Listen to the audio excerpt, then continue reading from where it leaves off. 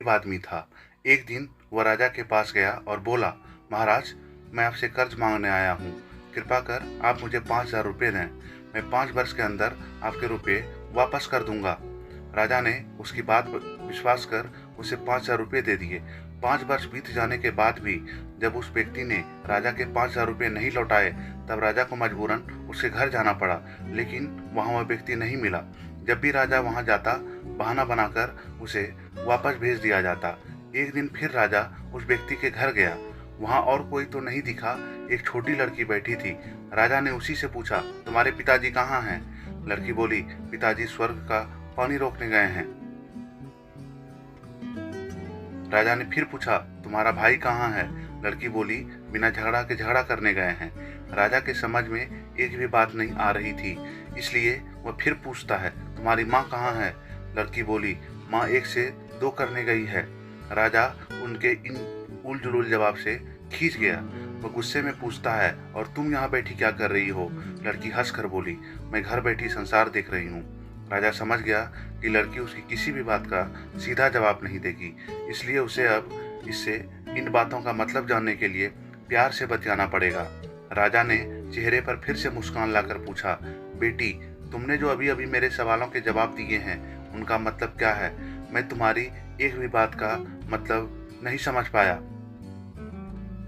तुम मुझे सीधे सीधे उनका मतलब समझाओ। लड़की ने भी मुस्कुराकर पूछा, अगर मैं सभी बातों का मतलब समझा दूं तो आप मुझे क्या देंगे? राजा के मन में सारी बातों को जानने की तीव्र उत्कंठा थी। वह बोला, जो मांगोगी वही दूंगा। तब लड़की बोली, आप मेरे पिताजी का सारा कर्ज माफ कर देंगे तो मैं आपको सारी बातों का अर्थ बता दूंगी। राजा ने कहा, ठीक है, मैं तुम्हारे पिताजी का सारा कर्ज माफ कर दूंगा। अब तो सारी बातों का अर्थ समझा दो। लड़की बोली, महाराज, मैं आपको सारी बातों का अर्थ नहीं समझा सकती। कृपा कर आप कल आएं, कल मैं जरूर बता दूंगी। राजा अगले दिन फिर उस व्यक्ति के घर गया। आज वहाँ सभी लोग मौजूद थे, वह आदमी, उसकी पत्नी, बेटा और उसकी बेटी भी। राजा को देखते ही लड़की पूछी, महाराज, आपको अपना वचन याद है ना? राजा बोला, हाँ, मुझे याद है। तुम अगर सारी बातों का अर्थ बता दो तो मैं तुम्हारे पिताजी का कर्ज माफ कर दूंगा। लड़की बोली, सबसे पहले मैंने यह कहा था कि पिताजी स्वर्ग का पानी रोकने गए हैं। इसका मतलब था कि वर्षा हो रही थी और हमारे घर की छत से पानी टपक रहा था। पिताजी पानी रोकने के लिए छत बना रहे थे। यानी वर्षा का पानी आसमान से ही गिरता है और हम लोग तो यही मानते हैं कि आसमान में ही स्वर्ग है। बस पहली बात का अर्थ यही है। दूसरी बात मैंने कही थी कि भैया बिना झगड़ा के झगड़ा करने गए हैं। इसका मतलब था कि वे रेंगनी के कांटे को काटने गए थे। अगर कोई भी रेंगनी के कांटे को काटेगा तो उसके शरीर में जहाँ तहाँ कांटा गड़ ही जाएगा। यानी झगड़ा नहीं करने पर भी झगड़ा होगा और शरीर पर खरोंचें आएंगी। राजा उसकी बातों से सहमत हो गया। वह मन ही मन उसकी चतुराई की प्रशंसा करने लगा। उसने उत्सुकता के साथ पूछा, और तीसरी चौथी बात का मतलब बेटी? लड़की बोली, महाराज, तीसरी बात मैंने कही थी कि माँ 1 से 2 करने गई है। इसका मतलब था कि माँ अरहर दाल को पीसने, यानी उसे 1 का 2 करने गई है।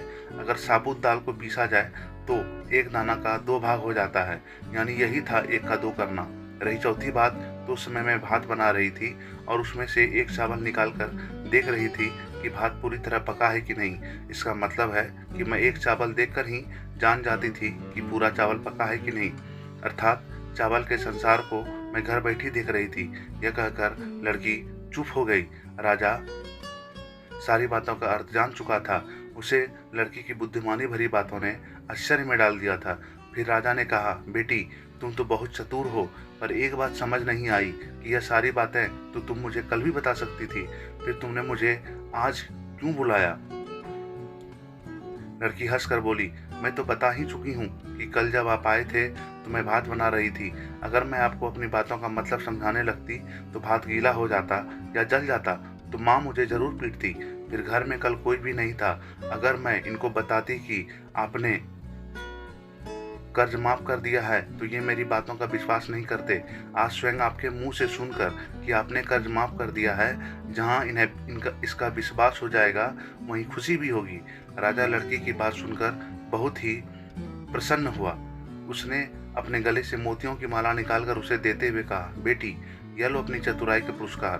तुम्हारे पिताजी का कर्ज तो माफ कर ही चुका हूँ। अब तुम्हें या तुम्हारे घर वालों को मुझसे बहाना नहीं बनाना पड़ेगा। अब तुम लोग निश्चिंत होकर रहो। अगर फिर कभी किसी चीज की जरूरत हो तो बेझिझक होकर मुझसे कहना। इतना कहकर राजा लड़की को आशीर्वाद देकर चला गया। लड़की के परिवार वालों ने उसे खुशी से गले लगा लिया। Thank you.